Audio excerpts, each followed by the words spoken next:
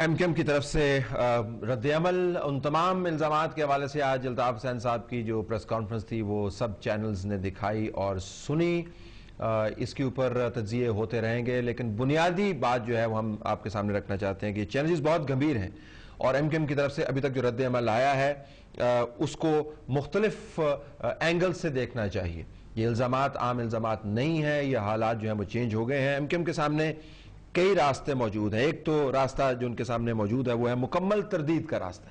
آپ کہہ دیں مکمل طور پر، اور یہ راستہ اپنایا ہوا ہے کہ جو کچھ کہا جا رہا ہے ہمارے بارے میں وہ مکمل طور پر غلط ہے. اجمل پہاڑی سے لے کر تمام لوگ جو ہیں جنہوں نے کنفیشنز کی ہیں وہ کنفیشنز جو ہیں وہ زبردستی ان سے لی گئی ہیں، اور ریاست کے تمام ادارے، ملک کی تمام سیاسی جماعتیں، اور دوسری میں دوبارہ سے کہوں گا انورٹڈ کامرس کے اندر قومیتیں جو ہیں وہ اردو بولنے والوں کے خلاف ہیں، اور اردو بولنے والے تمام کے تمام جو ہیں وہ ایم کیو ایم کا حصہ ہیں. دوسرا راستہ یہ ہے کہ اندرونی تحقیق کریں، ریفلیکٹ کریں اور کچھ اعتراف کریں، اعتراض بھی کریں، اور اس کے بعد اندرونی ریسٹرکچرنگ کریں، اپنی پارٹی کی پوزیشن کی ری ایویلویٹ کریں. اور اگر آپ سیاسی تاریخ اٹھا کے دیکھیں تو پہلی جماعت نہیں ہوگی جس نے حالات سے کی مطابقت سے اپنی اسٹریٹجی جو ہے وہ چینج کی ہوگی. بہت سارے گروپس ایسے ہیں جو کسی زمانے میں بندوق اٹھایا کرتے تھے اور اس کے بعد انہوں نے بندوق رکھ دی اور وہ نارمل مین سٹریم کے اندر آ گئے. یہ ایک عمومی میں بات کر رہا ہوں. تو ایم کیو ایم کے پاس دوسرا راستہ یقیناً ہے جو پینفل راستہ ہوگا، اس کے ریزسٹنس بہت زیادہ ہوگی، اس کے نکات بہت زیادہ ہوں گے پارٹی کے اندر. But that's one option that they have. تیسری آپشن یہ بھی ہو سکتی ہے کہ سب سے لڑائی جاری رکھی جائے، حالات مزید خراب ہوں اور اس کے بعد بیرونی مدد کی جائے اور کہا جائے کہ جینوسائیڈ ہو رہا ہے پاکستان کے اندر.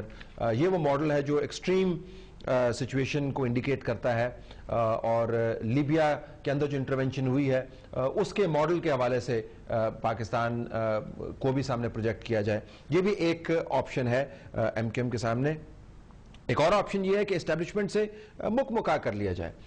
میں آپ کو جنرل پرویز مشرف کے حوالے سے ایک بات بتانا چاہوں گا کہ ایک نشست میں جس کے بہت سارے گواہ جو آج کل انتہائی اہم پوزیشنز پر ہیں موجود ہیں، ایک دو کے نام میرے ذہن میں فی الفور موجود ہیں، وقتاً میں بتا بھی سکتا ہوں.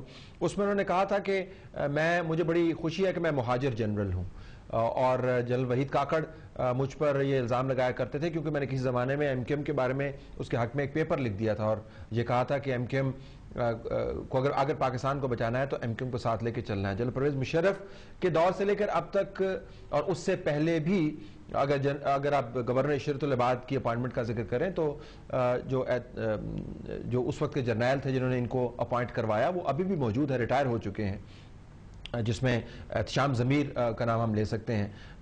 اسٹیبلشمنٹ سے تعلقات ایم کیو ایم کے بڑے پرانے ہیں. تو ایک تو یہ ہو سکتا ہے کہ اسٹیبلشمنٹ کے ساتھ اندر خانے مکا کر لیا جائے اور معاملات کو جوں کا توں ایڈجسٹ کر لیا جائے. وہ ڈیل کچھ بھی ہو سکتی ہے. ایک اور آپشن یہ ہے کہ میڈیا کی جنگ ہی لڑی جائے، یعنی میڈیا کے اوپر جو پرسپشن ہے اس کو کاؤنٹر کرنے کی کوشش کی جائے، جو الزام لگ رہا ہے اس کو اسی زور کے ساتھ یا دو سے ضرب دے کے اس کا جواب دیا جائے.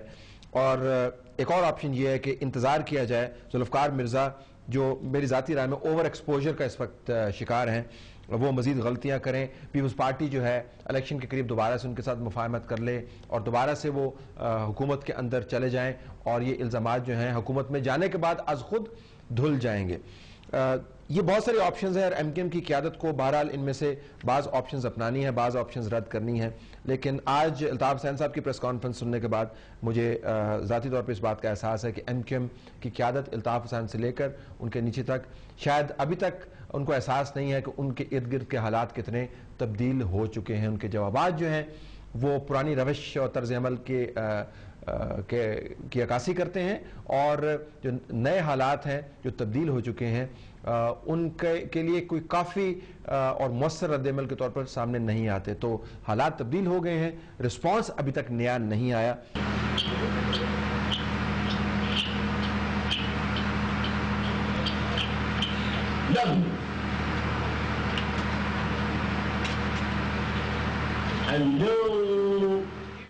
اس کے ایم کیو ایم کے لیے سیریس پولیٹیکل کانسیکوینسز نکل سکتے ہیں. دیکھتے ہیں کہ آنے والے دنوں میں ایم کیو ایم کا اسٹریٹجی کیا ہوتی ہے. ہماری طرف سے یہ کچھ اجازت دیجیے. اللہ حافظ.